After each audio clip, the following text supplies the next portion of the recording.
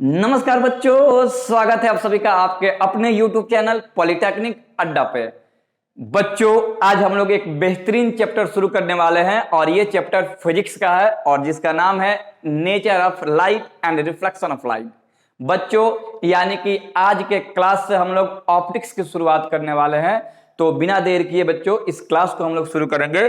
और बच्चों, शुरू करने से पहले एक और बात आप लोग जान लीजिए कि ऑप्टिक्स से सबसे ज्यादा क्वेश्चन आपके एग्जाम में पूछे जाते हैं फिजिक्स में। यानी कि इससे कम से कम जो है 6 से 7 क्वेश्चन या 8 क्वेश्चन तक पूछे जाते हैं बच्चों। तो इससे जितने देखिए इस सेशन में जितने भी चैप्टर आपको आएंगे यानी कि ऑप्टिक्स में, इसमें कम से कम आपको 4 से 5 चैप्टर हम पढ़ाएंगे बच्चों। और इन 5 चैप्टर से 6 से 7 या 8 क्वेश्चन आपके एग्जाम में आएंगे ही आएंगे और क्वेश्चन वही आएंगे बच्चों जो यहाँ पे बता कर जाया जाएगा। तो आइए पहले थ्योरी को देखते हैं, उसके बाद हम लोग चैप्टर को देखेंगे बच्चों, यानी इसका प्रैक्टिस करेंगे, एमसीक्यू क्वेश्चन देखेंगे। तो आइए आज का क्लास स्टार्ट करते हैं बच्चों। आज का टॉपिक है, देखिए बच्चों, चैप्टर का नाम है nature of light and reflection. Nature of light and reflection यानी कि प्रकाश की प्रकृति और प्रकाश का प्रवर्तन। बच्चों देखिए इस वीडियो, देखिए इस हम लोग चैनल पे ये पहला वीडियो बना रहे हैं, लेकिन ये चैप्टर की बात करें ना बच्चों, तो इसमें चैप्टर जो है ना, चैप्टर नंबर ये 13 है। अगर आपको सिलेबस के अनुसार बात करें बच्चों, तो ये चैप्टर नंबर कितना है बच्चों? 13। आपके दिमाग में आएगा ये क्वेश्चन कि सर एक के बाद 13 से क्यों स्टार्ट कर रहे हैं? तो बच्चों 13 से इसीलिए स्टार्ट किया जा रहा है क्योंकि हम लोग ना पहले उस टॉपिक को पढ़ेंगे जिससे क्वेश्चन बहुत मात्रा में पूछे जाते हैं। देखिए अभी पढ़ेंगे ऑप्टिक्स, इसके बाद हम लोग पढ़ेंगे करंट, ठीक है। जैसे ही ये दोनों टॉपिक क्लियर होगा ना, तो कम से कम उस समय तक आपका 10 से 12 चैप्टर कंप्लीट हो गया रहेगा, क्योंकि ऑप्टिक्स में भी 4 या 5 चैप्टर पढ़ना है और करंट में भी आपको जो होता है 5 या 6 चैप्टर पढ़ना है। तो लगभग 10 या 11 चैप्टर कवर हो जाएगा, ठीक है। तो हम लोग इसीलिए हम लोग ऑप्टिक्स का शुरुआत करने जा रहे हैं बच्चों। तो चैप्टर का नाम है प्रकाश की प्रकृति तथा परावर्तन। तो आइए बच्चों शुरू करते हैं, इसमें क्या क्या पढ़ना है और कैसे पढ़ना है बच्चों, ठीक है। तो आइए शुरू करते हैं आज का क्लास।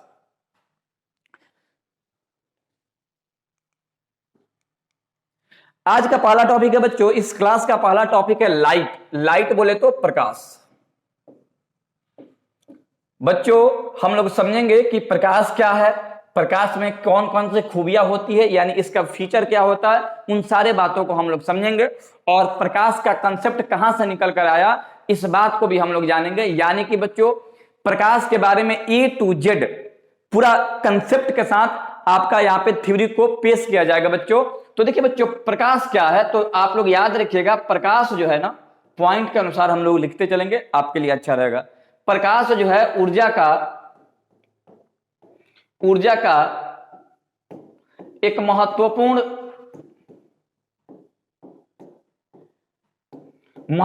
स्रोत होता है बच्चों, स्रोत होता है बच्चों। याद रखिएगा ऊर्जा जो है, प्रकाश जो है इस पृथ्वी पर ऊर्जा का एक महत्वपूर्ण स्रोत होता है, ठीक है, ठीक है बच्चों। और इसके बारे में समझिएगा, तो सबसे पहले बच्चों याद रखिएगा प्रकाश क्या है, तो प्रकाश एक ऊर्जा का स्रोत है। इसकी सहायता से हम किसी वस्तु को देख पाते हैं। देखिए बच्चों किसी वस्तु को देखने के लिए 2 चीज की आवश्यकता होती है, एक तो आंख की आवश्यकता होती है और दूसरा लाइट की आवश्यकता होती है। तो यहां पे एक और बात लिखेंगे कि प्रकाश और आंख एक दूसरे के पूरक होते हैं, एक दूसरे के पूरक होते हैं बच्चों। इस बात को भी याद रखिएगा कि प्रकाश और आंख जो है, प्रकाश और आंख एक दूसरे के पूरक होते हैं बच्चों। तो इस बात को भी आप लोग नोट कीजिएगा और आगे चलिए इसके बारे में और बहुत सारे बात जानते हैं हम लोग। अब हम लोग देखेंगे नेचर ऑफ लाइट, प्रकाश का क्या नेचर होता है इसको समझेंगे। यानी कि आप यूं समझिए प्रॉपर्टी ऑफ लाइट यहां पे समझने वाले हैं बच्चों। प्रकाश की प्रकृति क्या देखेंगे बच्चों? प्रकाश की प्रकृति। देखिए बच्चों इस टॉपिक से भी बहुत बार क्वेश्चन आपके एग्जाम में पूछे हुए हैं, तो चलिए समझते हैं कि प्रकाश का नेचर क्या है बच्चों। देखिए बच्चों अगर हम प्रकाश का इतिहास बताएं, प्रकाश का हिस्ट्री के बारे में अगर बात करें बच्चों, तो प्रकाश को सबसे पहले इंट्रोड्यूस करने वाला व्यक्ति था न्यूटन। न्यूटन के द्वारा प्रकाश को सबसे पहले परिभाषित किया गया था। क्या बताया था न्यूटन साहब ने? देखिएगा, न्यूटन के अनुसार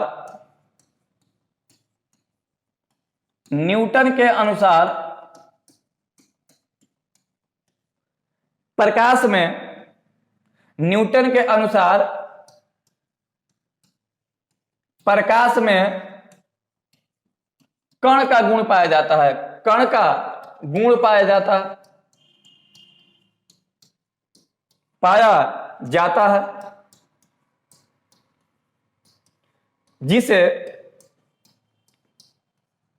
जिसे कणिका सिद्धांत के नाम से जाना जाता है। कणिका सिद्धांत के नाम से जाना जाता है, सिद्धांत के नाम से जाना जाता है। बच्चों समझिएगा ये क्या है थ्योरी। देखिए बच्चों, कणिका सिद्धांत को बच्चों पार्टिकल थ्योरी कहा जाता है। देखिए, न्यूटन साहब ने सबसे पहले बताया कि जो प्रकाश सूर्य से चल करके हमारे पास धरती पे पहुंचती है, तो ये जो पहुंचने का क्रम जो है ना, ये छोटे छोटे कणों के रूप में हमारे पास पहुंचती है। न्यूटन का मानना था, न्यूटन साहब का, कि जब प्रकाश जो है किसी वस्तु से निकलती है या फिर सूर्य से निकलती है और निकल करके किसी वस्तु के पास पहुंचती है, तो ये किस रूप में पहुंचता है जी? कण के रूप में पहुंचता है। किस रूप में पहुंचता है बच्चों? पार्टिकल्स के रूप में पहुंचता है। और इस संदर्भ में उन्होंने एक सिद्धांत दिया था जिसे कणिका सिद्धांत कहते हैं, यानी कि पार्टिकल थ्योरी कहते हैं। बच्चों याद रखिएगा, आपसे पूछा जाएगा कि कणिका सिद्धांत किसके द्वारा दिया गया था, तो आपका जवाब होना चाहिए न्यूटन साहब के द्वारा दिया गया था। या फिर यूं पूछा जाएगा कि बताइए कि कणिका सिद्धांत को किसने दिया था, तो न्यूटन के द्वारा दिया गया था। कणिका सिद्धांत होता क्या है, तो इसमें प्रकाश जो है कण के रूप में गमन करता है। किस रूप में गमन करता है बच्चों? कण के रूप में गमन करता है। ठीक है, आइए आगे बढ़ते हैं बच्चों।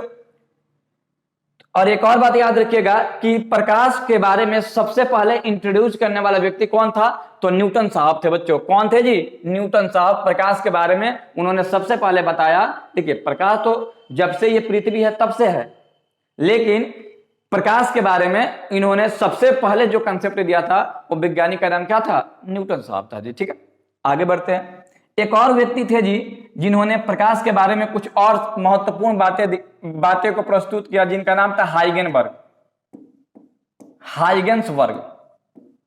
बच्चों इसको 12th में पढ़ना भी है जी। हाइगेनबर्ग का तरंग सिद्धांत।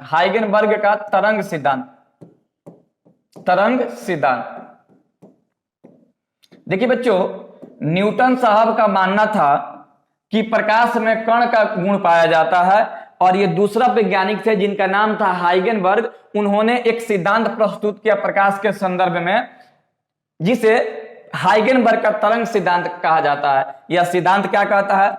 यह कहता है कि प्रकाश में तरंग का गुण पाया जाता है। तरंग बोले तो वेव, तरंग का गुण पाया जाता है बच्चों, गुण पाया जाता है। बच्चों याद रखिएगा, हाइगेनबर्ग का मानना था कि प्रकाश में तरंग का गुण पाया जाता है। किसका गुण पाया जाता है बच्चों? तरंग का गुण पाया जाता है। और किस थ्योरी में इसकी चर्चा किए थे जी? तो ये हाइगेनबर्ग का तरंग सिद्धांत में इसकी चर्चा किया गया था। ठीक है, आपसे पूछा जाएगा कि बताओ वह कौन ऐसे वैज्ञानिक थे जिन्होंने बताया कि प्रकाश जो है तरंग के रूप में गमन करता है, तो बच्चों आपका जवाब होना चाहिए हाइगेनबर्ग। क्या होगा बच्चों? हाइगेनबर्ग होगा जी। ठीक है, आगे बढ़ते हैं बच्चों। तो बच्चों याद रखिएगा, न्यूटन साहब ने बताया था कि प्रकाश में कण का गुण पाया जाता है, और हाइगेनबर्ग ने बताया था कि प्रकाश में तरंग का गुण पाया जाता है बच्चों। ठीक है, तो इन दोनों बात को आप लोग रिलेट कर पाइएगा। और देखो, दोनों बात अपने जगह पे सही था। इन दोनों को जोड़ने वाला जो वैज्ञानिक था उनका नाम क्या था, उसको भी समझिएगा।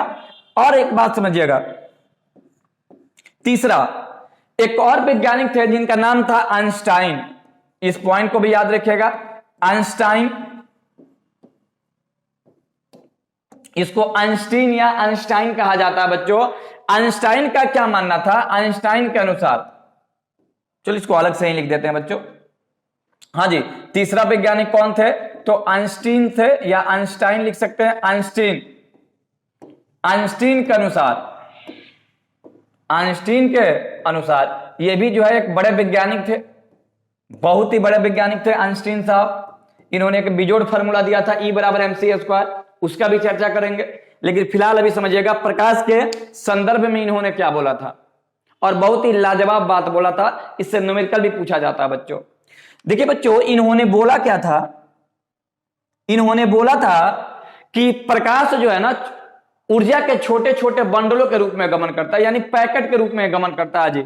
यानी कि इन्होंने बताया था कि प्रकाश, क्या बताया था बच्चों, इन्होंने बताया था कि प्रकाश ऊर्जा के छोटे छोटे, ऊर्जा के छोटे छोटे छोटे ऊर्जा के छोटे छोटे बंडलों के रूप में, ऊर्जा के छोटे छोटे बंडलों के रूप में गमन करता है, गमन करता है, और प्रकाश के संदर्भ में इसे, और प्रकाश के संदर्भ में इसे, संदर्भ में इसे,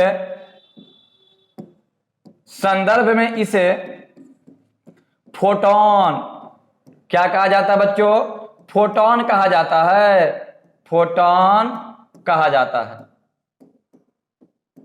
कहा जाता है।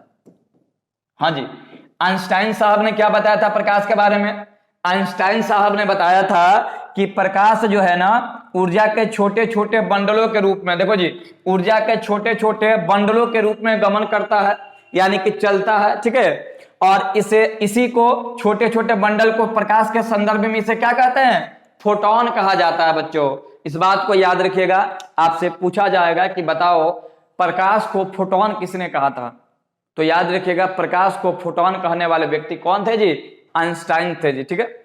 इसको फोटॉन या क्वांटम भी कहा जाता है, क्वांटम थ्योरी में देखेंगे बच्चों। एक और बात याद रखिएगा कि एक फोटॉन की ऊर्जा, एक, याद रखिएगा बच्चों ये बहुत ही खास है क्योंकि कई बार इस फार्मूला से क्वेश्चन पूछा जा चुका है। एक फोटॉन की ऊर्जा, एक, अच्छा ऐसे लिख देंगे बच्चों,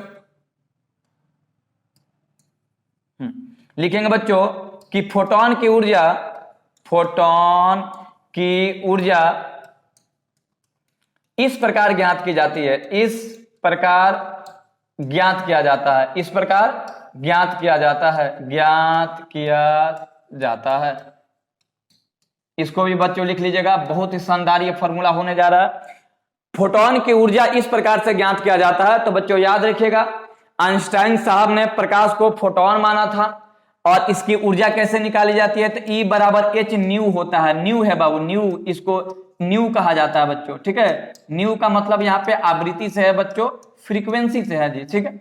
इसको भी आप लोग याद रखिएगा। तो चलिए इस फॉर्मूला को आगे बढ़ाते हैं, इसको आप लोग नोट करते रहिए, आगे देखते हैं। हाँ बच्चों क्या बताया था, E बराबर h न्यू, h न्यू, और बाबू न्यू बराबर होता है, आवृत्ति बराबर होता है c बाई लेमडा, क्या होता है जी, c बाई लेमडा होता है।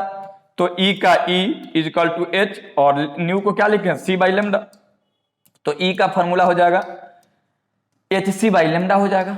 क्या हो जाएगा बच्चों, hc बाई लेमडा। बहुत ही शानदार फॉर्मूला है, जहां E जो है फोटॉन की ऊर्जा है, फोटॉन, E क्या है बच्चों, तो फोटॉन की ऊर्जा है, फोटॉन की ऊर्जा है बच्चों, और C क्या है, तो प्रकाश की चाल, और प्रकाश की चाल कितनी होती है, 3 × 10⁸ मीटर पर सेकंड।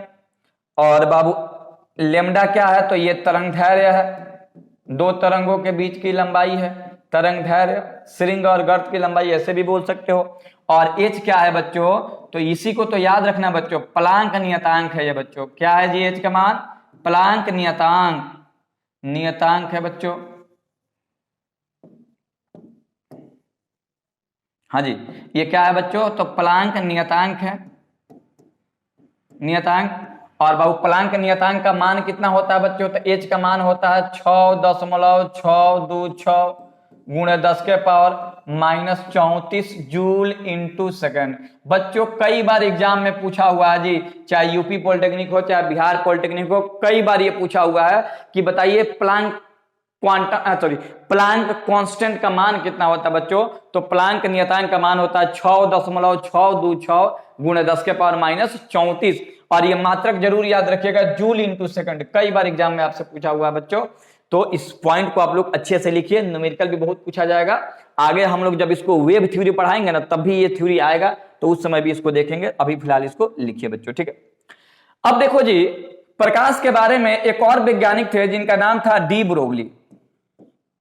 डी ब्रोगली, इनका नाम क्या था बच्चों?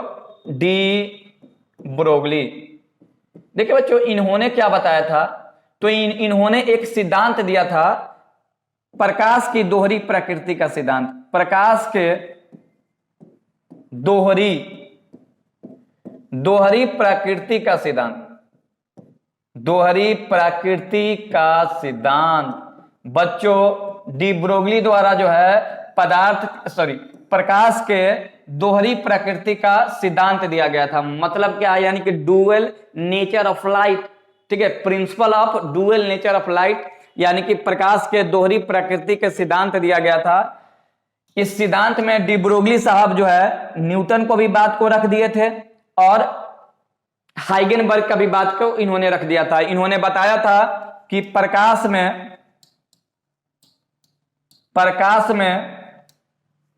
कण तथा तरंग दोनों का गुण पाया जाता है। किसका गुण पाया जाता है बच्चों? दोनों का गुण पाया जाता है, दोनों का गुण पाया जाता है। बच्चों याद रखिएगा, डी ब्रोगली साहब ने बताया था कि प्रकाश में कण का भी गुण पाया जाता है, कण का भी गुण पाया जाता है और तरंग का भी गुण पाया जाता है। अर्थात इन्होंने न्यूटन का भी बात को रख दिया था वैल्यू और हाइगेनबर्ग का भी बात का वैल्यू रख दिया था इन्होंने, ठीक है। तो इन्होंने कौन सा सिद्धांत दिया था? प्रकाश के दोहरी प्रकृति का सिद्धांत। तो ये रहा बच्चों प्रकाश के नेचर के बारे में, कि प्रकाश किस प्रकार से बिहेव करता है। यानी कि याद रखिएगा बच्चों, प्रकाश पार्टिकल और वेव दोनों की तरह व्यवहार करता है, यानी कि कण और तरंग दोनों की तरह व्यवहार करता है बच्चों, ठीक है। अब चलिए हम प्रकाश के बारे में कुछ इसका फीचर जानते हैं बच्चों। अब तो ये नेचर खत्म हो गया, अब इस नेचर में ना हम कुछ फीचर को देखेंगे बच्चों, प्रकाश का कुछ गुण, फीचर। तो आइए फीचर को समझते हैं क्या क्या होता है बच्चों। देखिए, पहला प्रकाश का गुण होता है ना कि प्रकाश, लिखते चलिएगा बच्चों, हेडिंग कर लीजिएगा फीचर, और इसके बारे में बहुत सारा बात आज बताएंगे आपको, और इन सारे बातों से ही क्वेश्चन आपके एग्जाम में आते हैं और आते रहे हैं बच्चों। प्रकाश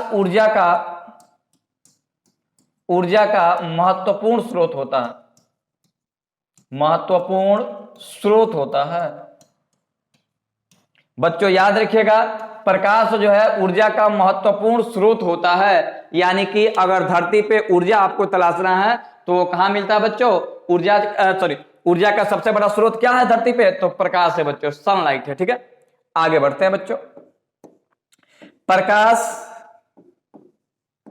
हमेशा सीधी रेखा में गमन करती है बच्चों। प्रकाश कैसी गमन करती है बच्चों? सीधी रेखा में गमन करती है, सीधी रेखा में गमन करती है।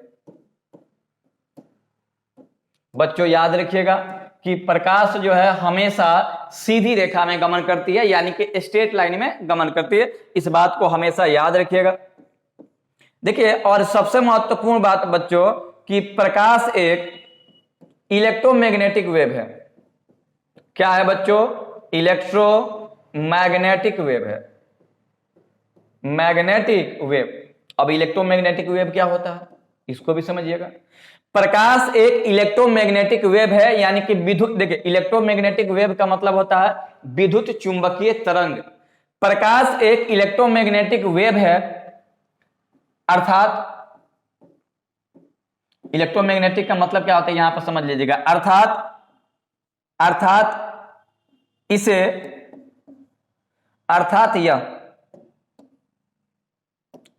यह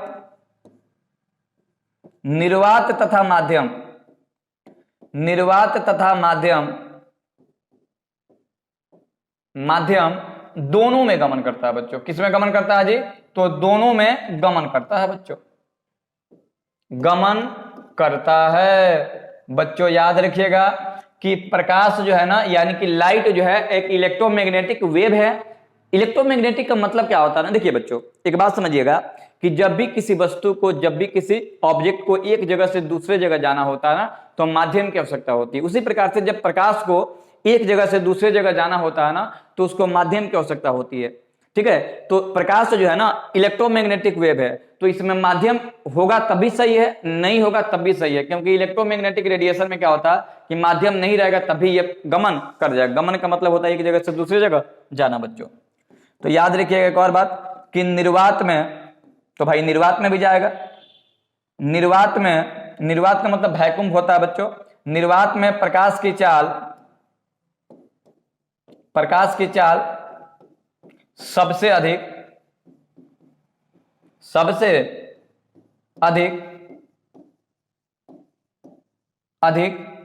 3 गुणे 10 के पावर 8 मीटर पर सेकंड होती है। मीटर पर सेकंड होती है।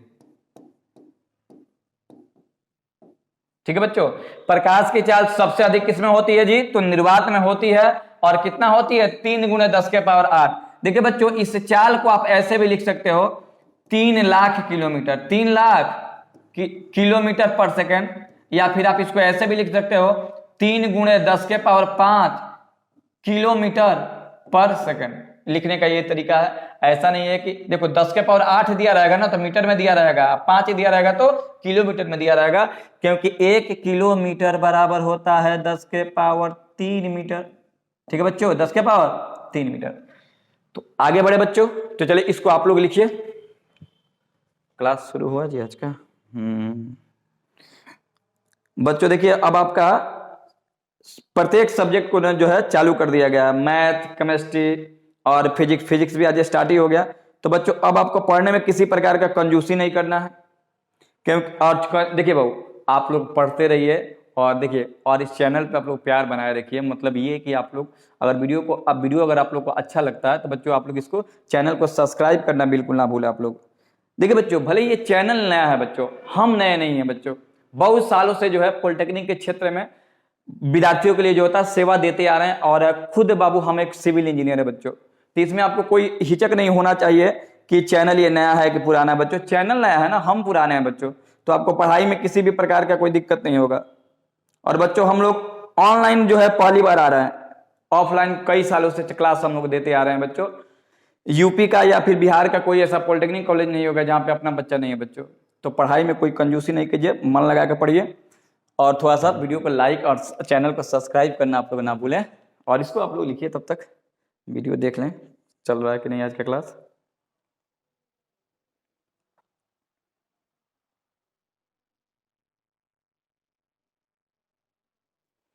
तो लाइट में ये सब है जी, और भी सब कुछ एक दो बात आपको हम दिखा देते हैं। चलो जी शुरू। नेटवर्क तो एकदम गजब का है बच्चों। चलो लिखते रहो आप लोग।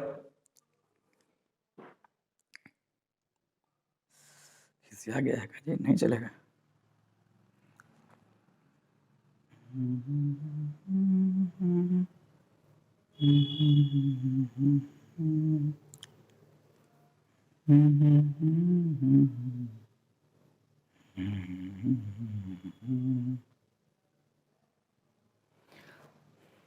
तो बच्चों चलिए क्लास स्टार्ट हो जाएगा। हाँ बच्चों, तो ये आप लोग देखिए और चलिए आगे बढ़ते हैं।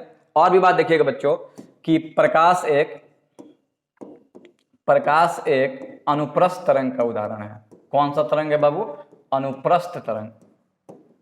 अनुप्रस्थ तरंग का उदाहरण है। खूब एग्जाम में पूछा गया कई बार, तरंग का उदाहरण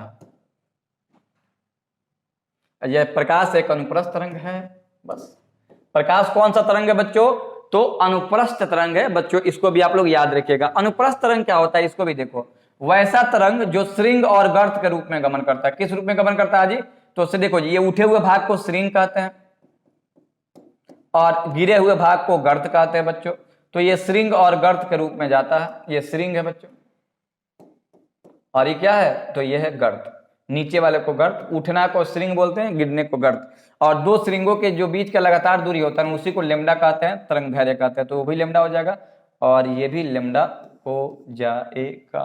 ठीक है बच्चों, तो ये है नेचर ऑफ लाइट। क्या हो गया इनको, आ जाओ जी, किसी जाना नहीं है।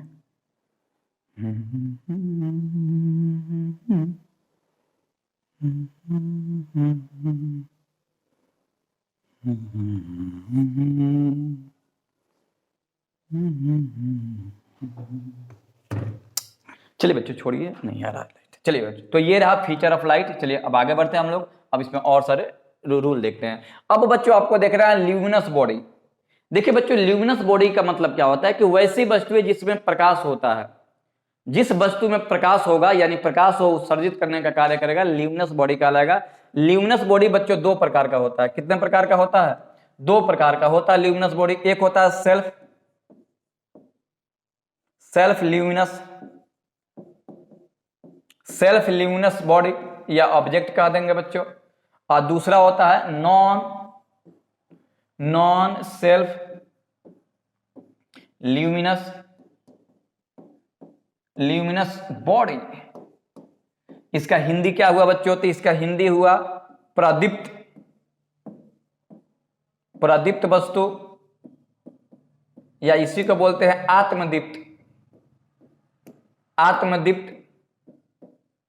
आत्मदीप्त वस्तु। बच्चों देखिए, थ्योरी यहां से अच्छा आपको कहीं नहीं मिलेगा बच्चों। आप चाहे कहीं भी घूम लो बच्चों, थ्योरी जो इस प्लेटफॉर्म पे मिलेगा ना, कहीं भी किसी भी और पॉलिटेक्निक के प्लेटफॉर्म पे नहीं मिल सकता है। तो इसलिए बच्चों, अगर वाकई में थ्योरी आपको पढ़ना है तो इस चैनल से आप लोग जुड़े रहिए जरूर बच्चों। नॉन सेल्फ ल्यूमिनस का मतलब क्या होता है?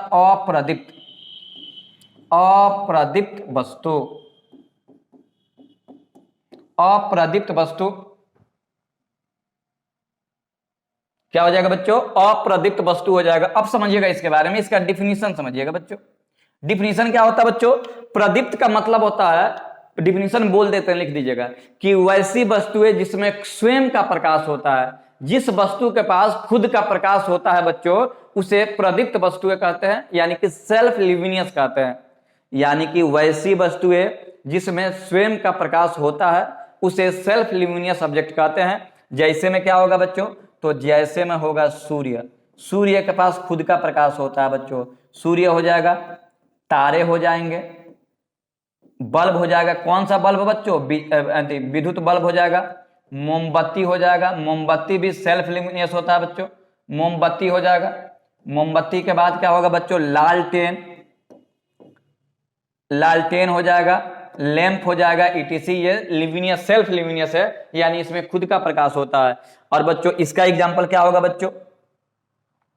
इसका एग्जाम्पल क्या होगा? नॉन सेल्फ ल्यूमिनस का इसका परिभाषा होगा कि वैसी वस्तुएं जिसमें स्वयं का प्रकाश नहीं होता है, अर्थात दूसरे के प्रकाश से प्रकाशित होते हैं। यानी कि जो ऑब्जेक्ट दूसरे के प्रकाश से प्रकाशित होता है बच्चों, उसको नॉन सेल्फ ल्यूमिनस ऑब्जेक्ट कहते हैं। जैसे में क्या होगा? जैसे चंद्रमा। आप कहिएगा चंदा मामा तो रात में चमकते हैं, तो बच्चों चंदा मामा नहीं चमकते हैं।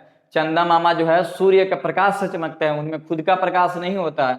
और जिसमें खुद का प्रकाश नहीं होगा उसे क्या कहेंगे? Non self luminous. एग्जाम्पल इसका यहाँ पे लिख देते हैं बच्चों, ठीक है? जैसे चंद्रमा, चंदा मामा हो जाएगा बच्चों। जैसे किताब में भी खुद का प्रकाश नहीं होता बच्चों, किताब। जैसे पत्थर, ईटीसी, मिट्टी भी हो जाएगा। कहेगा हाँ तो हीरा भी तो पत्थर है, वो भी हो जाएगा, हीरा को छोड़ के यार। तो जिसमें खुद का प्रकाश नहीं होता उसे हम लोग कहेंगे नॉन सेल्फ ल्यूमिनस कहेंगे बच्चों। तो आइए आगे बढ़ते हैं बच्चों, इसको आप लोग नोट डाउन कर लीजिएगा ऑब्जेक्टिव को। चलिए आगे बढ़ते हैं।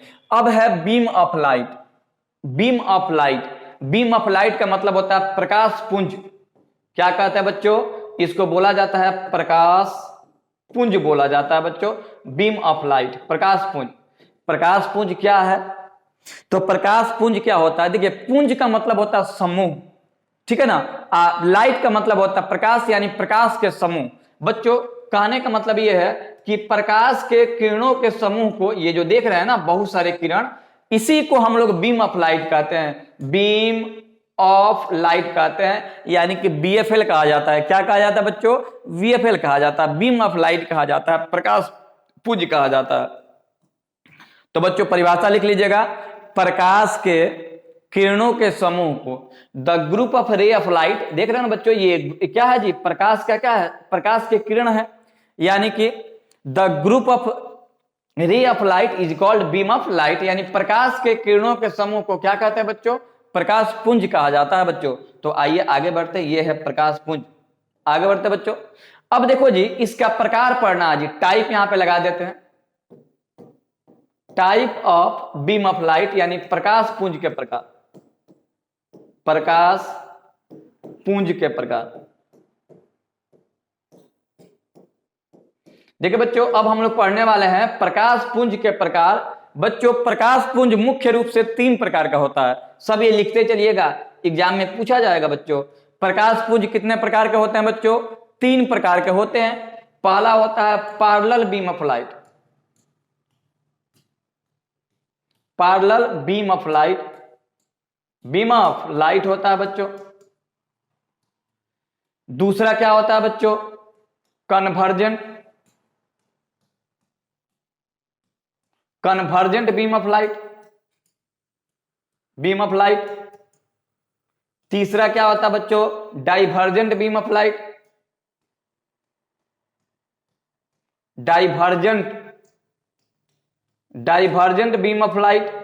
3 प्रकार के होते हैं बच्चों किरण पुंज। कितने प्रकार के होते हैं बच्चों, 3 प्रकार के होते हैं प्रकाश पुंज बच्चों। पहला कौन होता है, पहला होता है पैरेलल बीम ऑफ लाइट यानी कि समानांतर प्रकाश पुंज, समानांतर प्रकाश पुंज, प्रकाश पुंज, ठीक है बच्चों। दूसरा अब कन्वर्जेंट बीम ऑफ लाइट, इसको बोलते हैं अभिसारी, अभिसारी प्रकाश पुंज, प्रकाश पुंज, पुंज या कुंज भी लिख सकते हो चलेगा। और तीसरा है डाइवर्जेंट, डाइवर्जेंट का मतलब होता है अपसारी प्रकाश पुंज, अपसारी प्रकाश पुंज, ठीक है। अब ये तीनों को 1 बाय 1 करके हम लोग पढ़ेंगे कि ये होता क्या है, परिभाषा क्या होता है। ऐसे कंपटीशन में बच्चों तो परिभाषा की कोई जरूरत है नहीं, लेकिन समझिएगा। पहला है बच्चों पैरेलल बीम ऑफ लाइट, समानांतर प्रकाश पुंज। परिभाषा बोल देते हैं बच्चों, वैसा प्रकाश पुंज जिसकी सभी किरणें एक दूसरे के समानांतर होती है उसे समानांतर प्रकाश पुंज कहते हैं। जैसे कि यहां पे हम इसका फिगर बना देते हैं, आप लोग फिगर को देखिए बच्चों। फिगर क्या होगा बच्चों, पैरेलल बीम ऑफ लाइट में क्या होता है कि वैसा प्रकाश पुंज जिसकी सभी किरणें एक दूसरे के समानांतर होती है। देखो तो बच्चों, ये सब किरणें एक दूसरे को समानांतर है, समानांतर है तो फिर पैरेलल बीम ऑफ लाइट है। जब भी सूर्य से प्रकाश निकलता है या किसी वस्तु से प्रकाश निकलता है लगभग पैरेलल ही होता है, पैरेलल बीम ऑफ लाइट होता है बच्चों, ठीक है। दूसरा देखिएगा, दूसरा बच्चों convergent beam of light. Convergent बच्चों यहां पे ध्यान दीजिएगा, कन्वर्जेंट, कन्वर्जेंट का मतलब होता है इकट्ठा करना। क्या होता है बच्चों, कन्वर्जेंट का मतलब होता है इकट्ठा करना यानी कि अभिसरित करना। अभिसरित का मतलब होता है गोटा करना यानी कि इकट्ठा करना बच्चों। इसका फिगर क्या होगा, ऐसे होता है बच्चों। परिभाषा होता है कि वैसा प्रकाश पुंज जिसकी सभी किरणें एक बिंदु पर मिलती है उसे कन्वर्जेंट बीम ऑफ लाइट कहते हैं। देखो तो इधर से भी प्रकाश आ रहा है, इधर से भी आ रहा है, इधर से, और कहां मिल रहा है, तो इस बिंदु पर मिल रहा है बच्चों। तो इस बिंदु पर मिलेगा तो कन्वर्जेंट बीम ऑफ लाइट है बच्चों। क्या है बच्चों, कन्वर्जेंट बीम ऑफ लाइट है। समझ में आई बच्चों, कन्वर्जेंट बीम ऑफ लाइट है। और 3 नंबर देखिएगा डाइवर्जेंट। 3 नंबर हेडिंग क्या है जी, डाइवर्जेंट बीम ऑफ लाइट यानी हिंदी होता है अपसारी प्रकाश पुंज। अपसारी, अपसारी का मतलब क्या होता है, अपसारी का मतलब होता है छितरना। छितरने का मतलब क्या होता है, फैलना। फैलना को ही हम लोग छितरना कहते हैं, यानी कि डाइवर्ज होना यानी कि विभिन्न दिशाओं में जाना डाइवर्ज कहलाता है बच्चों। जैसे कि मान लेते हैं एक बिंदु है और यहां से प्रकाश निकला और ऐसे छितर गया बच्चों, देखो तो इधर चला गया, इधर चला गया, इधर चला गया, तो इसको हम लोग करेंगे डाइवर्जिंग बीम ऑफ लाइट। कोई दिक्कत है तो बोलिए बच्चों, कौन सा लाइट है जी, डाइवर्जिंग बीम ऑफ लाइट कहते हैं। क्लियर ना बच्चों, याद रखिएगा वैसा प्रकाश पुंज जिसकी सभी किरणें एक बिंदु से निकलकर विभिन्न दिशाओं में चली जाती है उसे डाइवर्जिंग बीम ऑफ लाइट कहते हैं। डाइवर्ज का मतलब होता है विभिन्न दिशाओं में चले जाना बच्चों। विभिन्न दिशाओं में चले जाना, ठीक है। जैसे टॉर्च का प्रकाश, कोई कहेगा इसका एग्जांपल दीजिए, तब क्या बोलिएगा, टॉर्च का प्रकाश किसका उदाहरण होता है जी, डाइवर्जिंग बीम ऑफ लाइट का उदाहरण होता है बच्चों। और यहाँ पे जाते जाते एक नोट याद रखिएगा, देखिए ये किसका एग्जांपल है जी, अपसारी का ना, तो अपसारी को असंतृप्त प्रकाश पुंज भी कहा जाता है, असंतृप्त प्रकाश पुंज, प्रकाश पुंज, यानी कि अनसैचुरेटेड बीम ऑफ लाइट है ये।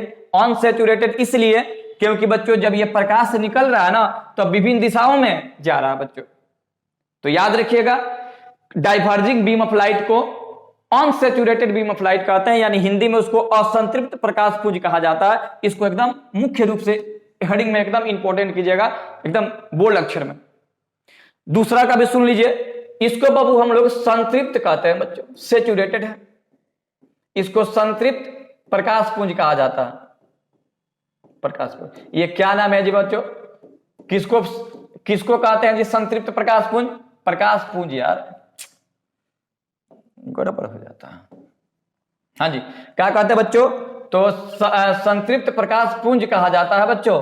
किसको कहा जाता है, तो अभिसारी प्रकाश पुंज को। क्यों, क्योंकि सभी किरणें देखो आ रही है आ रही है आ रही है, कहां मिल रही है बच्चों, एक बिंदु पर मिल रही है, और एक बिंदु पर मिल रही है तो क्या है बच्चों, असंतृप्त प्रकाश, सॉरी संतृप्त प्रकाश पुंज। तो याद रखिएगा समानांतर प्रकाश पुंज का, देखिए ये एग्जांपल समानांतर का है, ये एग्जांपल जो है अभिसारी का है, अभिसारी को हम लोग संतृप्त प्रकाश पुंज कहते हैं।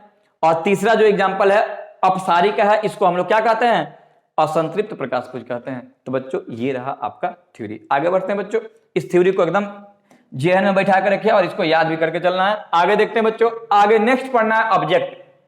ऑब्जेक्ट का मतलब है वस्तु या पदार्थ, वस्तु कहिए चाहे पदार्थ कहिए। अब आपके जेहन में आ गया कि सर वस्तु या पदार्थ जो हमको केमिस्ट्री में पढ़ना है, यहां कहां आ गया। तो बच्चों किसी भी वस्तु से, ध्यान दीजिएगा बच्चों, किसी भी वस्तु से प्रकाश पार करेगा या नहीं करेगा, उस आधार पर वस्तु का प्रकार, वस्तु का यानी कि पदार्थ का प्रकाश, पदार्थ का प्रकार देखना है बच्चों।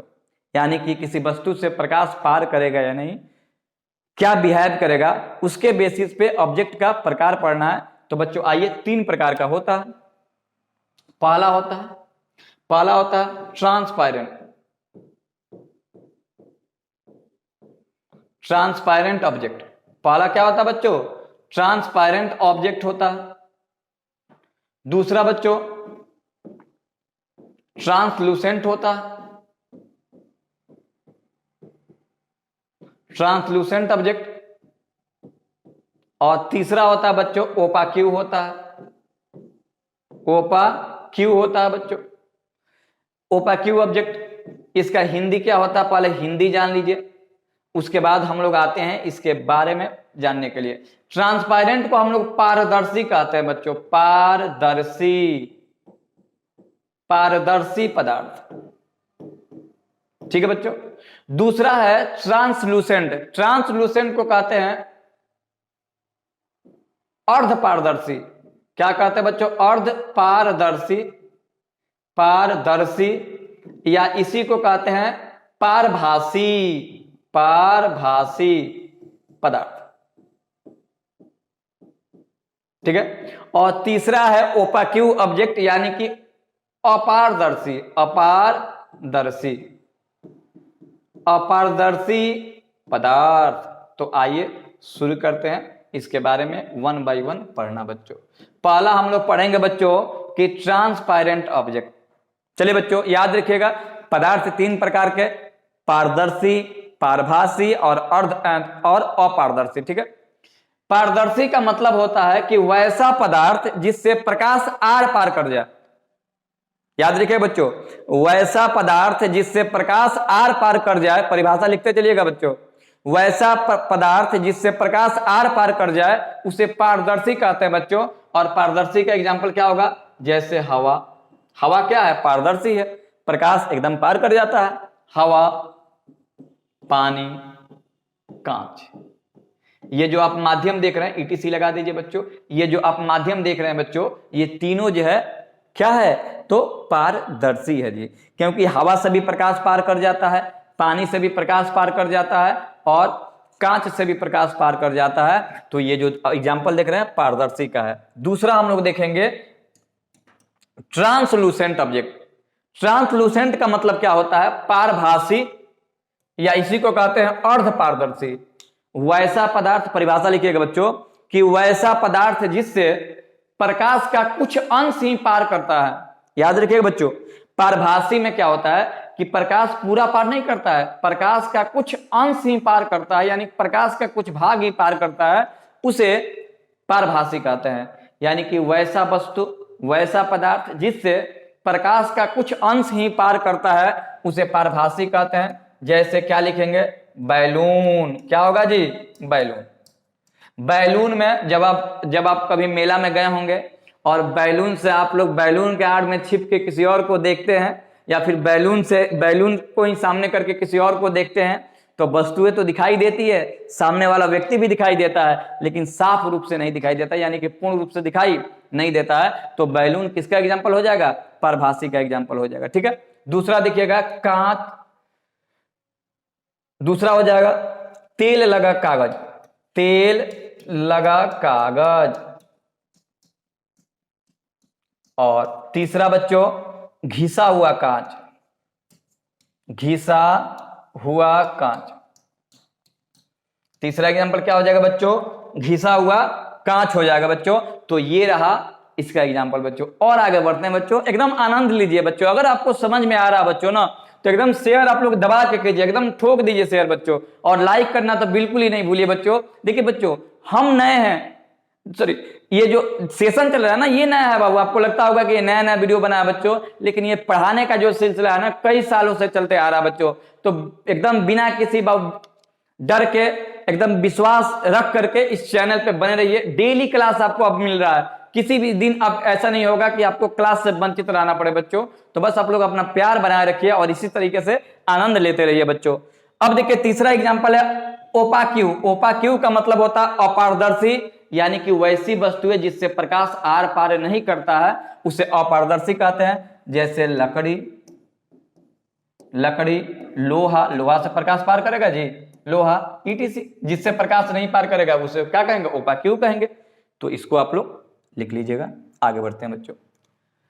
अगला हेडिंग है, और इस चैप्टर का सबसे मस्ट हेडिंग है जी, प्रकाश का प्रवर्तन, यानी कि रिफ्लेक्शन ऑफ लाइट। प्रकाश का प्रवर्तन, प्रकाश का परावर्तन, रिफ्लेक्शन ऑफ लाइट। प्रकाश का प्रवर्तन क्या होता है बच्चों? आइए अब इसी का आनंद लेते हैं और बहुत सारे बात बताएंगे जो अभी तक आप लोग इससे अनजान हैं, और इसमें स्पेशल केस भी आपको बताएंगे जो बाकी किसी भी चैनल पे देखने को नहीं मिलेंगे बच्चों। देखिए बच्चों, रिफ्लेक्शन ऑफ लाइट, प्रकाश का प्रवर्तन। प्रकाश का प्रवर्तन क्या होता है समझिएगा। फिगर देखिए बच्चों, कोई एक ये समतल सतह है, और ये समतल सतह क्या है? तो एक बगल से ना पेंट किया हुआ है बच्चों। पेंट करना जरूरी है, नहीं तो प्रकाश आर पार कर जाएगा, ये पारदर्शी हो जाएगा, तो फिर परावर्तन काय को होगा बच्चों। देखिए बच्चों, प्रकाश के परावर्तन में क्या होता है कि किरणें आती है, जैसे संदेशी आते हैं वैसे ही बच्चों, और हमें नहीं तड़ पाएगा क्योंकि ये परावर्तित होकर चला जाएगा बच्चों। देखिए होगा क्या कि प्रकाश की किरणें किसी दर्पण पे आती है, और दर्पण पे आके क्या हो जाती है बच्चों? परावर्तित हो जाती है। ठीक है बच्चों, यानी कि किसी समतल सतह पे प्रकाश की किरणें आई और टकरा करके वापस चली गई, इसी को हम लोग कहते हैं प्रकाश का प्रवर्तन। क्या कहते हैं बच्चों? प्रकाश का प्रवर्तन। याद रखिएगा, प्रकाश के प्रवर्तन में जो ये सतह होता है ना, याद रखिएगा बच्चों इसको, या तो ये समतल हो सकता है या तो ये वक्र हो सकता है। याद रखिएगा, परावर्तन कोई जरूरी नहीं है कि समतल सतह से ही हो। परावर्तन जो है समतल सतह से भी होगा और वक्र सतह से भी होगा, किसी भी प्रकार के उसमें कोई परिवर्तन नहीं होगा बच्चों, बस नाम बदल जाएगा उसका। समझ गए बच्चों? याद रखिएगा, जब प्रकाश की किरणें किसी सतह पर आपतित होती है, यानी कि जब प्रकाश की किरणें किसी सतह पर पड़ती है तो पढ़ करके अन्य दिशाओं में चली जाती है, टकरा करके अन्य दिशाओं में चली जाती है, इस घटना को प्रकाश का परावर्तन कहते हैं। एक बार फिर से सुनिएगा, क्योंकि परिभाषा लिखेंगे नहीं, आप लोग फिगर बना लीजिएगा और डिफिनेशन लिख लीजिएगा। प्रकाश की किरणें किसी समतल सतह से टकरा करके या प्रकाश की किरणें किसी सतह से टकरा करके, सतह जो है समतल भी हो सकता है और वक्र भी हो सकता है, क्योंकि दोनों के अलग अलग मायने हैं बच्चों। समतल होगा तो नाम अलग होगा, वक्र होगा तो नाम अलग होगा। जब प्रकाश की किरणें किसी सतह से टकराती है तो टकरा करके विभिन्न दिशाओं में प्रकाश लौट जाती है। इस घटना को प्रकाश का परावर्तन कहते हैं। ठीक है बच्चों, परावर्तन का मतलब होता है कि प्रकाश को टकरा करके विभिन्न दिशाओं में चले जाना बच्चों। ठीक है, तो ये है प्रकाश के किरण, प्रकाश का परावर्तन। प्रकाश के परावर्तन में याद करने वाली बात क्या है बच्चों, तो ये जो आप देख रहे हैं सतह, ये समतल भी हो सकता है और वक्र भी हो सकता है। ठीक है बच्चों, ये जो प्रकाश आ रही है उसे आपतित किरण कहते हैं, आपतित किरण। ठीक है बच्चों, और ये जो प्रकाश जा रही है उसे क्या कहते हैं, परावर्तित किरण कहते हैं, परावर्तित किरण कहते हैं। ठीक है बच्चों, और यहाँ पे जो जिस बिंदु पे प्रकाश दोनों पड़ा है इसको कहते हैं आपतन बिंदु। क्या कहते हैं बच्चों, आपतन बिंदु कहते हैं इसको। ठीक है, और ये है बच्चों अभिलंब। ये जो देख रहे हैं यहाँ पे जो लंब पड़ा है इसको कहते हैं अभिलंब। ठीक है बच्चों, तो याद रखिएगा, जब प्रकाश की किरणें किसी सतह पे पड़ती है तो पढ़ करके अन्य दिशाओं में प्रकाश चली जाती है। इस घटना को प्रकाश का परावर्तन कहते हैं। इसमें दो सतह हो सकता है, या तो समतल या तो वक्र। चलिए आगे बढ़ते हैं बच्चों। देखिएगा, अब हेडिंग कीजिएगा type of reflection of light. Type of reflection of light यानी प्रकाश के परावर्तन के प्रकार, प्रकाश के परावर्तन के प्रकार, परावर्तन के प्रकार। अब बच्चों हम लोग देखेंगे कि प्रकाश के परावर्तन कितने प्रकार से हो सकते हैं, इसको समझना है बच्चों। तो बच्चों प्रकाश के परावर्तन दो प्रकार से होता है बच्चों। प्रकाश का परावर्तन कितने प्रकार का होता है जी, दो प्रकार से होता है। पहला होता है बच्चों regular, regular reflection of light, regular reflection of light. ठीक है बच्चों, और दूसरा क्या होता है इरेगुलर। दूसरा क्या होता है बच्चों, irregular, irregular reflection of light, reflection of light. क्या होता है बच्चों, एक होता है रेगुलर और एक होता है इरेगुलर।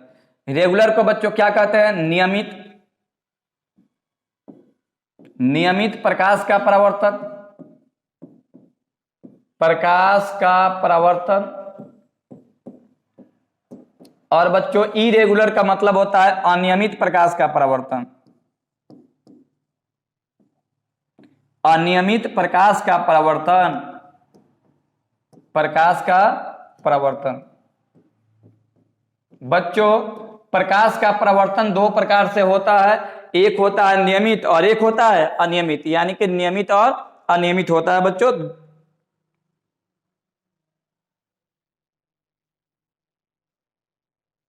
चलिए बहुत अच्छा, ज्यादा।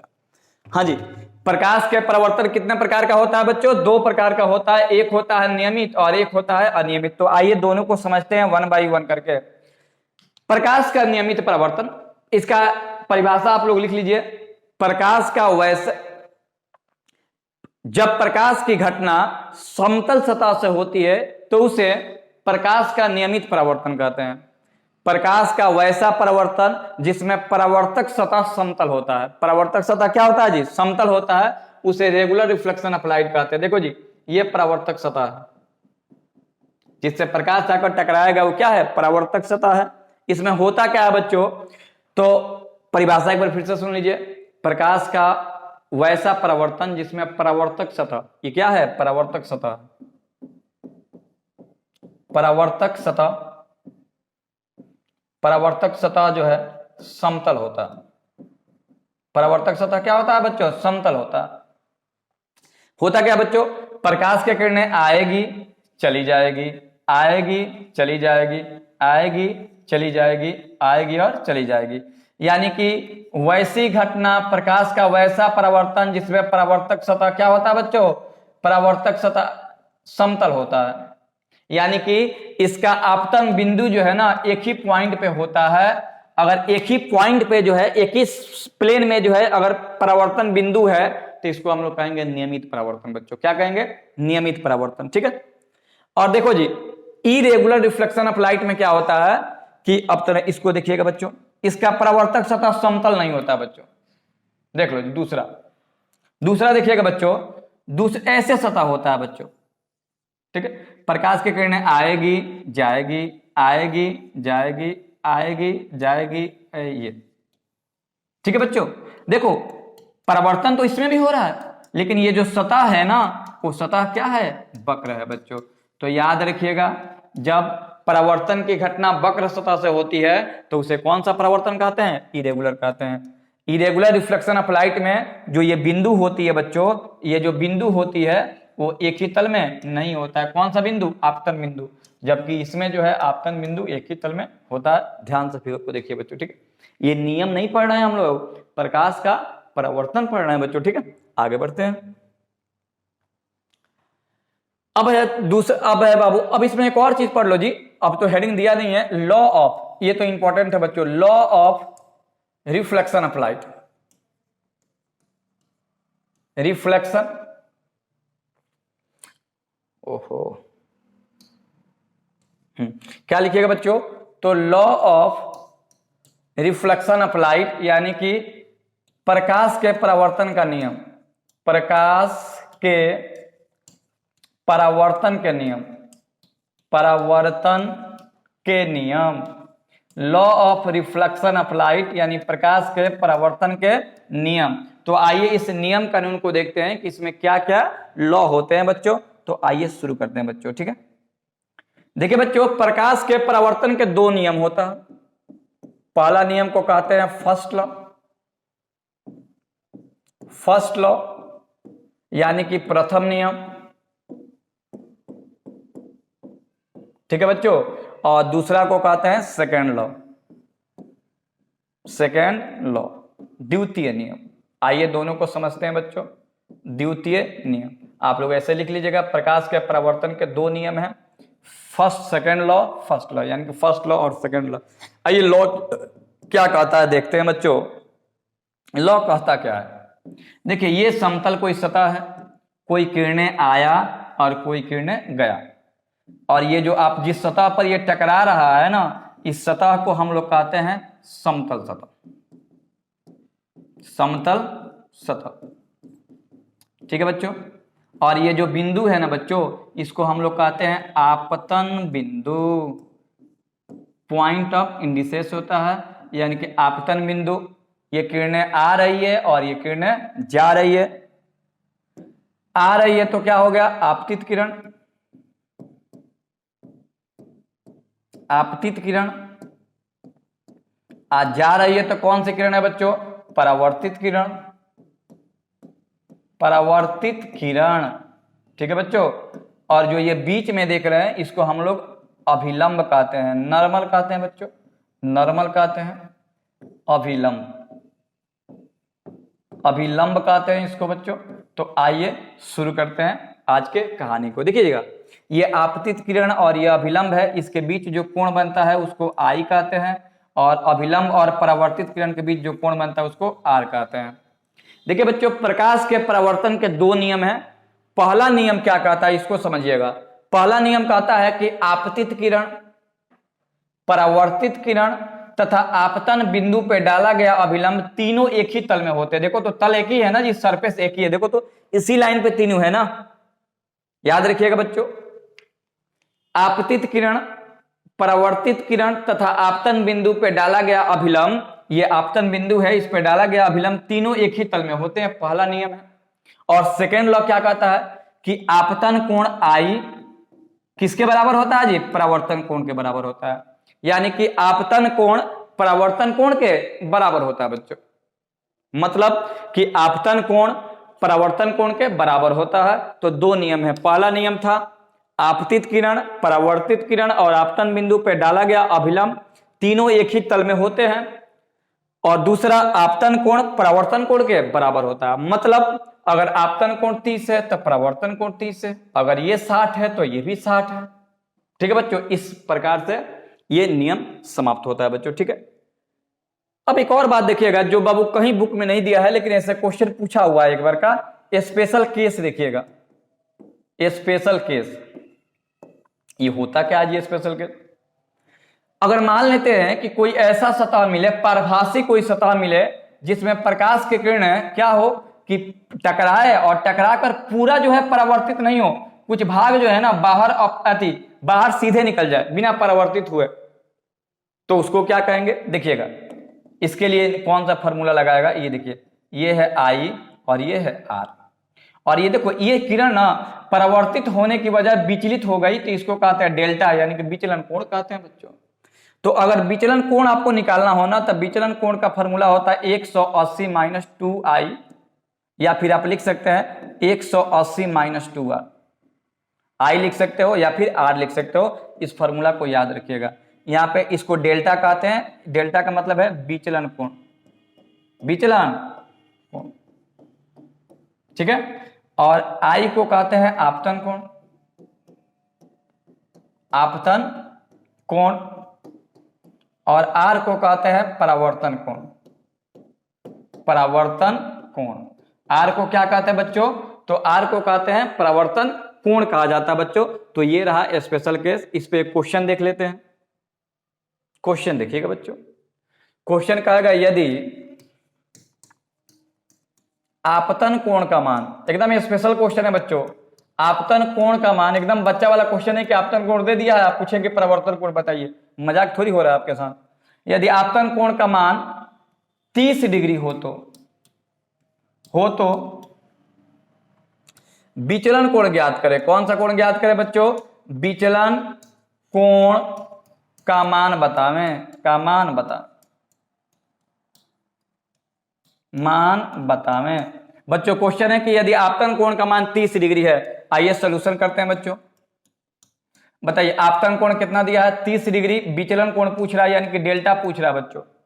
तो अब विचलन कोण का फॉर्मूला आपको बताए थे कि delta equal to 180 minus 2I। तो 180 और 2 गुणे 30, तो क्या होगा बच्चों? 180 माइनस 60, 180 में से 60 जाएगा तो 120। ठीक है बच्चों।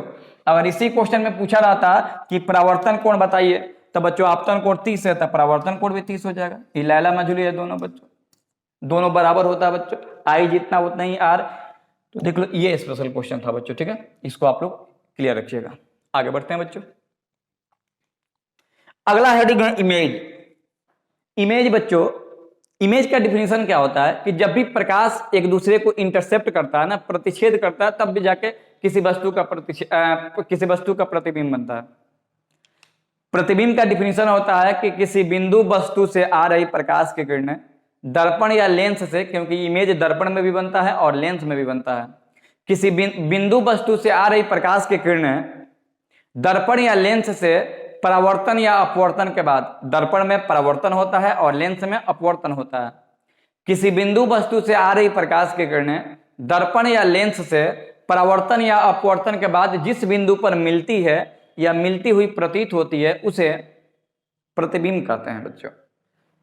प्रतिबिंब दो प्रकार का होता है, एक होता है रियल इमेज, इससे कुछ खास क्वेश्चन आता नहीं है इसलिए इसको शॉर्ट में देख लीजिए। दो प्रकार का होता है, एक होता है रियल इमेज और एक होता है वर्चुअल इमेज। वर्चुअल इमेज होता है। प्रतिबिंब कितने प्रकार के बच्चों? दो प्रकार के, वास्तविक और दूसरा क्या होता है? काल्पनिक। काल्पनिक को ही आभासी कहते हैं बच्चों, आभासी। याद रखिएगा बच्चों, प्रतिबिंब दो प्रकार का, काल्पनिक और आभासी होता है बच्चों, यानी काल्पनिक प्रतिबिंब और दूसरा क्या होता है? आभासी प्रतिबिंब होता है बच्चों। अब इसे चलिए इसमें एक एक पॉइंट, जो भी इसका पॉइंट होता है जान लेते हैं और आगे बढ़ते हैं बच्चों। देखो वास्तविक प्रतिबिंब ना यह हमेशा उल्टा बनता है,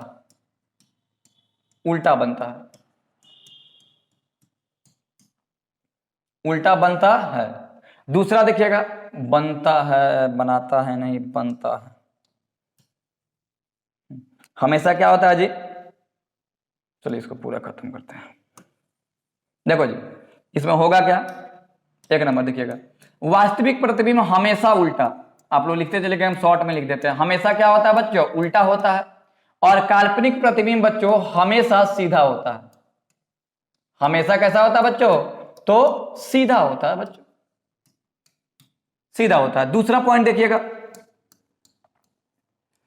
पर्दे पर उतारा जा सकता है, इसको उतारा जा सकता है। और इसमें देखिएगा, इसे पर्दे पर नहीं उतारा जा सकता है, इसे पर्दे पर नहीं उतारा जा सकता है।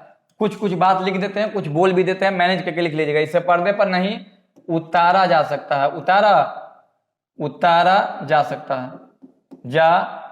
है, इसे पर्दे पर नहीं उतारा जा सकता है।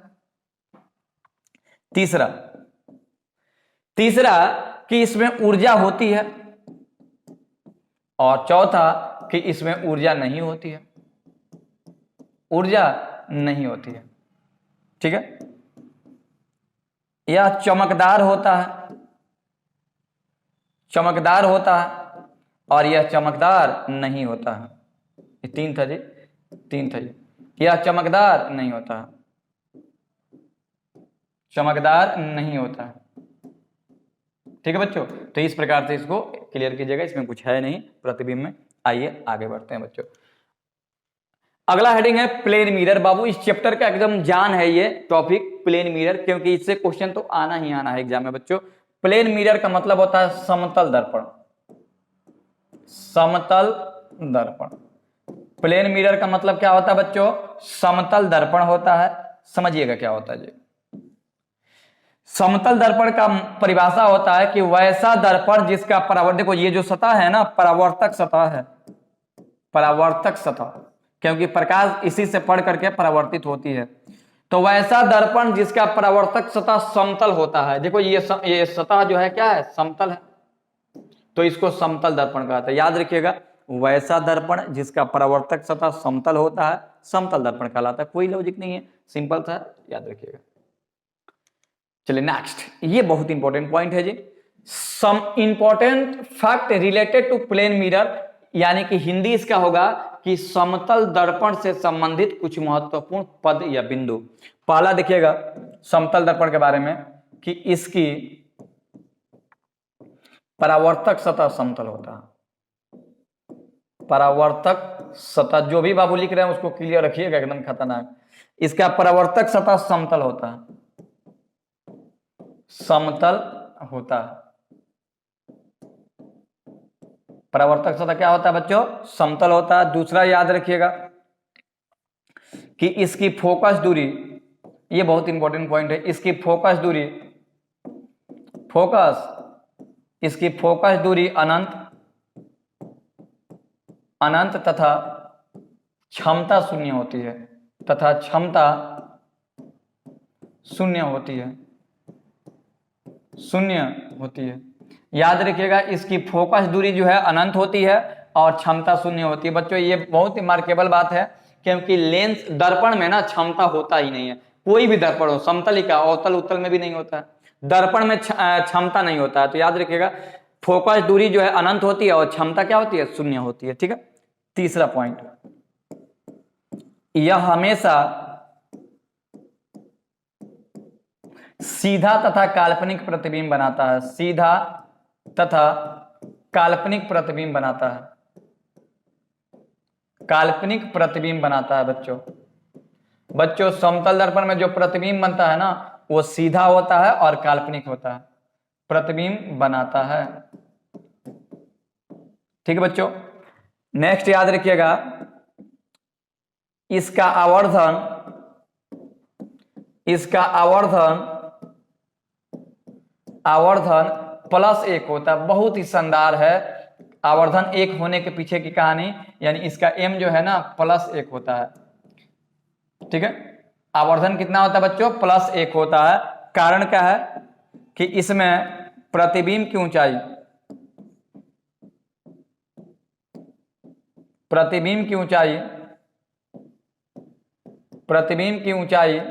वस्तु की ऊंचाई के बराबर होती है। प्रतिबिंब की ऊंचाई वस्तु के ऊंचाई के बराबर होती है, बराबर होती है। बच्चों याद रखिएगा, कि समतल इसमें बने प्रतिबिंब की ऊंचाई जो है वस्तु की ऊंचाई के बराबर होती है, तभी जाके m का मान +1 होता है। इस बात को एकदम इंपॉर्टेंट बात है बच्चों, आईएमपी है, ये भी आईएमपी है, एग्जाम में पूछा हुआ है जी। अब देखो जी, पहला बात देखिएगा, इसकी परावर्तक सतह समतल होती है। दूसरा बात कि इसकी फोकस दूरी, बहुत ही अच्छा पॉइंट है ये, इसकी फोकस दूरी, देखो फोकस दूरी अनंत होती है और क्षमता क्या होती है, 0 होती है। तीसरा क्या, यह हमेशा सीधा और काल्पनिक प्रतिबिंब बनाता है, यानी कि जो समतल दर्पण है काल्पनिक प्रतिबिंब ही बनाता है। इसका आवर्धन +1 होता है और इसमें प्रतिबिंब की ऊंचाई वस्तु की ऊंचाई के बराबर होती है, यानी कि h डैश बराबर h होता है। तभी तो आवर्धन निकालते हैं m बराबर, m का फॉर्मूला क्या होता है, प्रतिबिंब की ऊंचाई और वस्तु की ऊंचाई। तो दोनों का हाइट सेम है, तो h डैश बाई h दोनों बराबर था तो कट जाएगा, इसलिए m का मान क्या आ जाता है, +1। समझे ना बच्चों। नेक्स्ट याद रखिएगा कि इसमें, ये बहुत ही अच्छा पॉइंट है बाबू, ये भी, इसमें किसी वस्तु का पूरा प्रतिबिंब देखने के लिए, पूरा प्रतिबिंब देखने के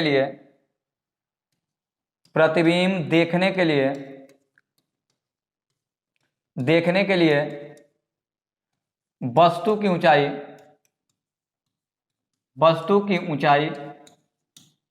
प्रतिबिंब की ऊंचाई की आधी होनी चाहिए। प्रतिबिंब की ऊंचाई की आधी होनी चाहिए, ऊंचाई की आधी होनी चाहिए, आधी होनी चाहिए। ये बहुत ही अच्छा पॉइंट है। मतलब क्या कह रहा है कि अगर मान लेते हैं कि 10 फीट का कोई वस्तु है तो उसका पूरा प्रतिबिंब दिखाना है ना, मैंने अगर 5 फीट का कोई इमेज बन रहा है ना तो वस्तु 10 फीट का होना चाहिए बच्चों, तब जाकर पूरा प्रतिबिंब बनता है। चलिए आगे बढ़ते हैं बच्चों। नेक्स्ट लिखिएगा, नेक्स्ट अगला पॉइंट लिखिएगा कि जब कोई वस्तु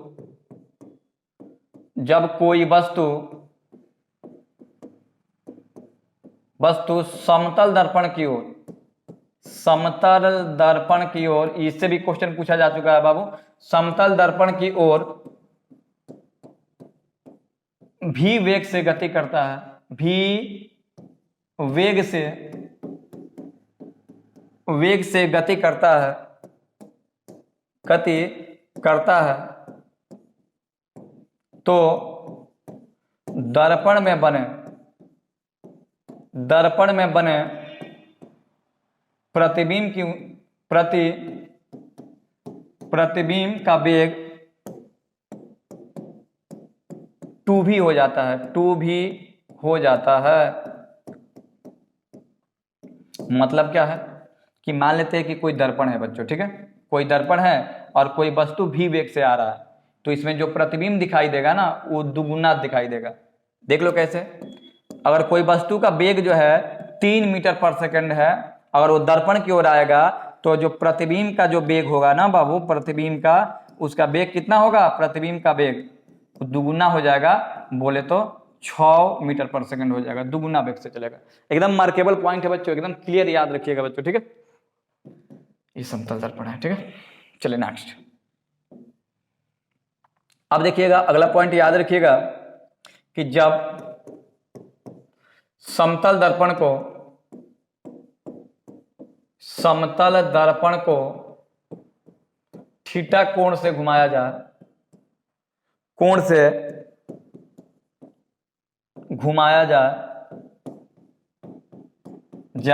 तो उसमें बने प्रतिबिंब 2 थीटा कोण से घूमेगा, 2 थीटा कोण से घूमेगा। मतलब क्या है कि अगर मान लेते हैं कि दर्पण को आप 30 डिग्री कोण से घुमा रहे हो, तो जो उसका प्रतिबिंब बनेगा ना, प्रतिबिंब वो कितना कोण से घूमता हुआ दिखाई देगा, तो दुगुना यानी कि 60 डिग्री कोण से घूमता हुआ दिखाई देगा बच्चों, ठीक है। इसको भी याद रखिएगा, ठीक है। और सबसे आखिरी पॉइंट और सबसे खतरनाक पॉइंट है, क्योंकि एक बार नहीं, 2 बार नहीं, कई बार इससे क्वेश्चन आया है। जब किसी वस्तु को थीटा कोण पर दो समतल दर्पण के बीच रख दिया जाए, दो समतल दर्पण के बीच रख दिया जाए, दर्पण के बीच रख दिया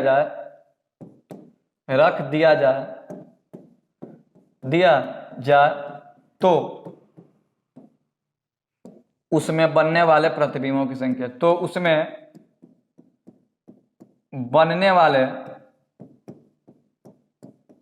प्रतिबिंबों की संख्या, प्रतिबिंबों की संख्या इस प्रकार निकाली जाती है, इस प्रकार निकाली जाती है,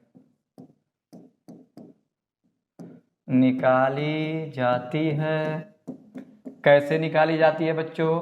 तो इस प्रकार से निकाली जाती है। प्रतिबिंबों की संख्या बराबर होता है, प्रतिबिंबों की संख्या इज इक्वल टू क्या होता है बच्चों?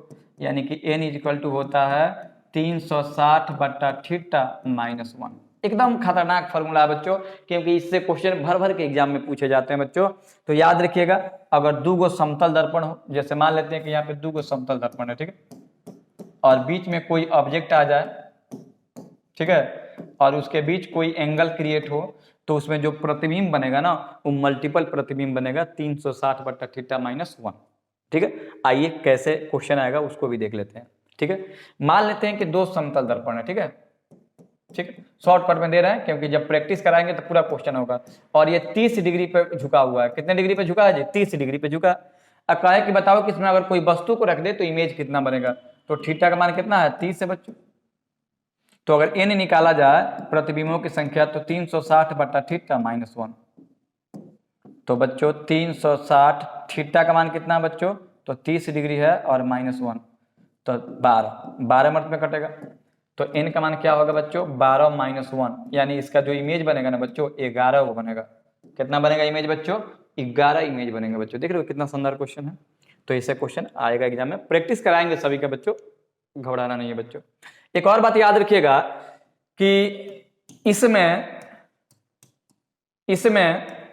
पार्श्व परिवर्तन की घटना पाई जाती है। पार्श्व परिवर्तन यानी कि लेटरल इन्वर्सन, पार्श्व परिवर्तन की घटना पाई जाती है। पार्श्व परिवर्तन की घटना पाई जाती है, घटना पाई जाती है। मतलब यह है पार्श्व परिवर्तन क्या होता है आगे हम देखेंगे, फिलहाल इसको आप जान लीजिए कि इसमें पार्श्व परिवर्तन की घटना पाई जाती है। चलिए आगे पॉइंट को देखते हैं, इस सबको लिख लीजिए बच्चों। ठीक है, अब देखिए बच्चों, अगला हेडिंग ही है लेटरल इन्वर्सन, यानी कि इसको बोलते हैं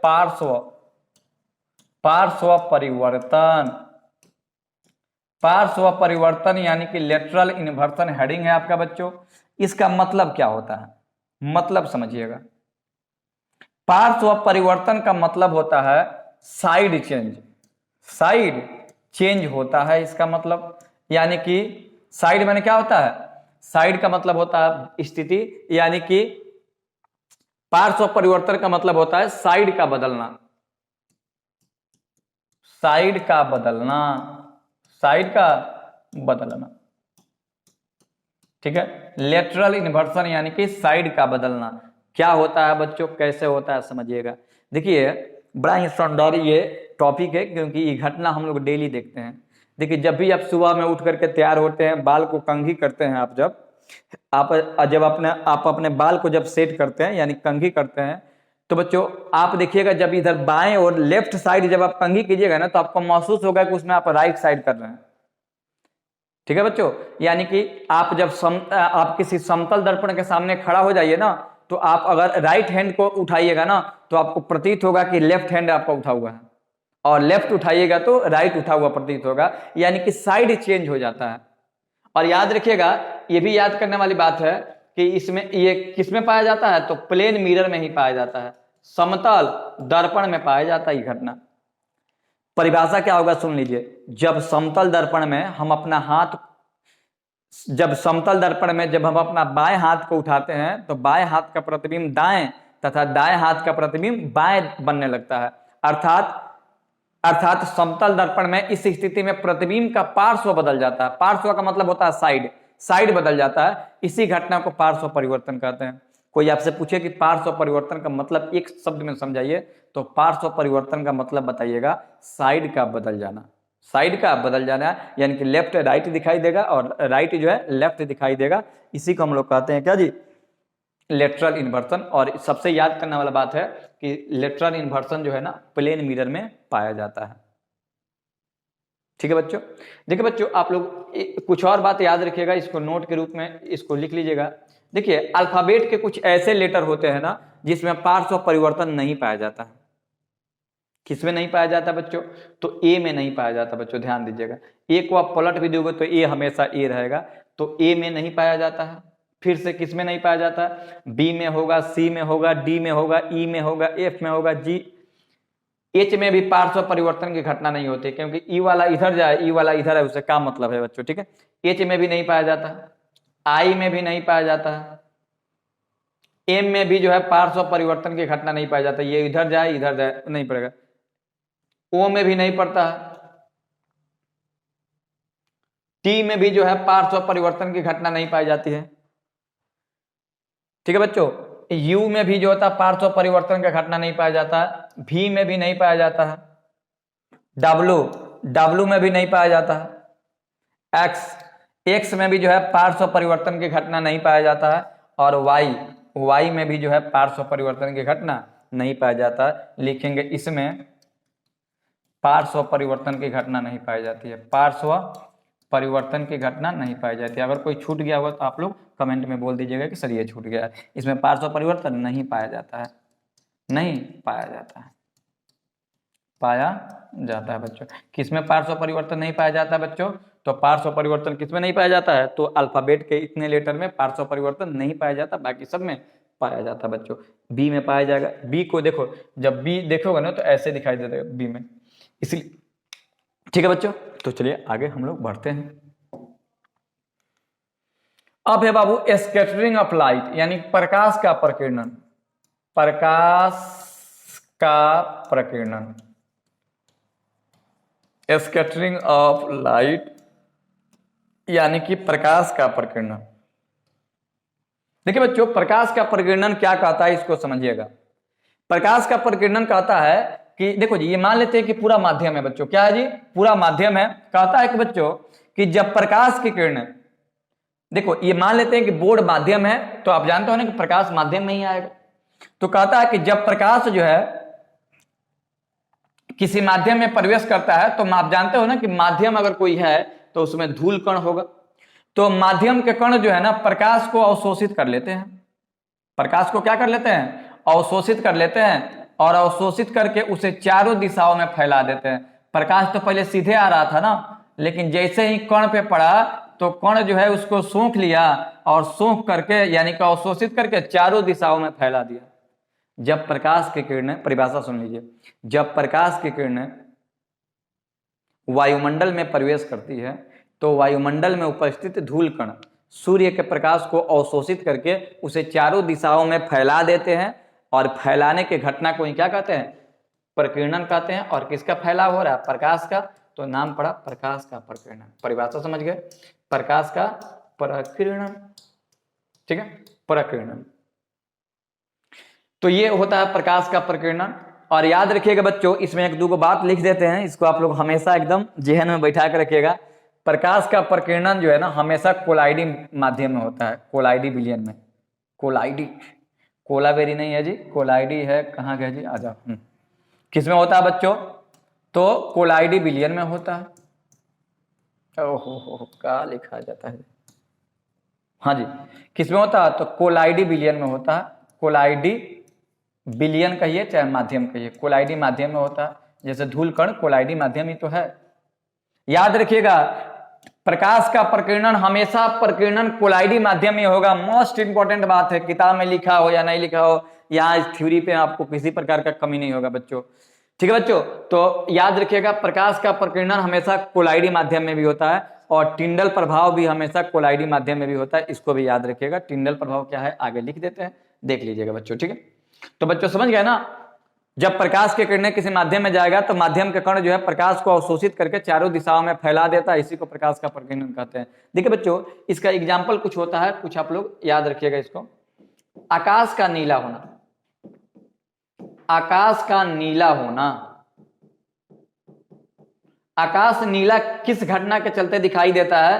तो आपका जवाब होना चाहिए बच्चों प्रकाश का प्रकीर्णन। क्या होना चाहिए बच्चों? प्रकाश का प्रकीर्णन। ठीक है।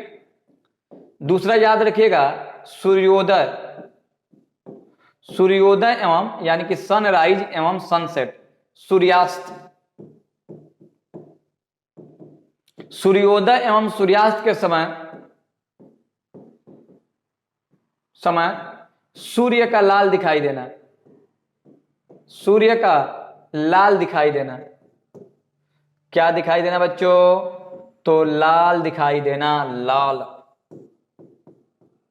लाल दिखाई देना, लाल दिखाई देना। सूर्योदय एवं सूर्यास्त के समय सूर्य का लाल दिखाई देना या आकाश का रंग नीला दिखाई देना किस घटना के चलते होता है बच्चों? तो प्रकाश के प्रकीर्णन के चलते होता है। और प्रकाश का प्रकीर्णन उसी में होगा जब माध्यम क्या मिलेगा? कोलाइडी मिलेगा बच्चों।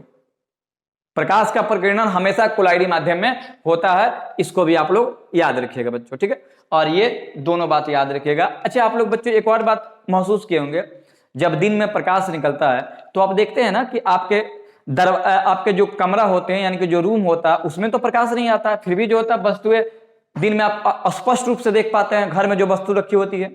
इसका कारण ये है प्रकाश का प्रकीर्णन। मान लेते हैं कि प्रकाश डायरेक्ट आपके घर में नहीं आ रहा है क्योंकि दीवार है, लेकिन दीवार के बाहर जो वायुमंडल है उसमें तो धूल कण है ना। धूल कण पे जैसे ही प्रकाश पड़ता है तो प्रकाश सीधे कहाँ आ जाता है? आपके घर में इनडायरेक्टली आ जाता है बच्चों। तो याद रखिएगा ये सारे घटना का जिम्मेवार कौन है? प्रकाश का प्रकीर्णन। और प्रकाश का प्रकीर्णन किसमें होता है? कोलाइडी विलयन में होता है। ठीक है। तो बच्चों ये रहा स्कैटरिंग ऑफ लाइट।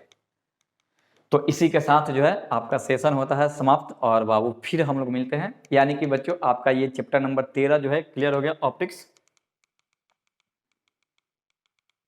ऑप्टिक्स जो है बच्चों क्लियर हो गया। और फिर हम लोग मिलते हैं नेक्स्ट क्लास में। तब तक जो है आप लोग जो भी इस थ्योरी को देखिए, थ्योरी को लिखिए, वीडियो को ज़्यादा से ज़्यादा शेयर कीजिए। और अंत में जाते जाते फिर एक बार बोलेंगे बच्चों कि देखिए ये भले ये सेशन नया हो सकता है, हम नए नए हैं बच्चे, बहुत दिनों से पॉलिटेक्निक के क्षेत्र में जो होता है बच्चों के सेवा हम करते आ रहे हैं, यानी कि पॉलिटेक्निक के क्लास कई सालों से चलाते आ रहे हैं। आप निर्धड़क होकर जो होता है चैनल पे आप बने रहिए, थ्योरी को देखिए, क्योंकि ये थ्योरी ही आपकी नैया को पार लगाएगी। तो बच्चों वीडियो को ज़्यादा से ज़्यादा शेयर कीजिए, वीडियो को लाइक भी कीजिए और चैनल पर नए हैं तो सब्सक्राइब भी कीजिए। इस वीडियो में इतना ही। जय हिंद।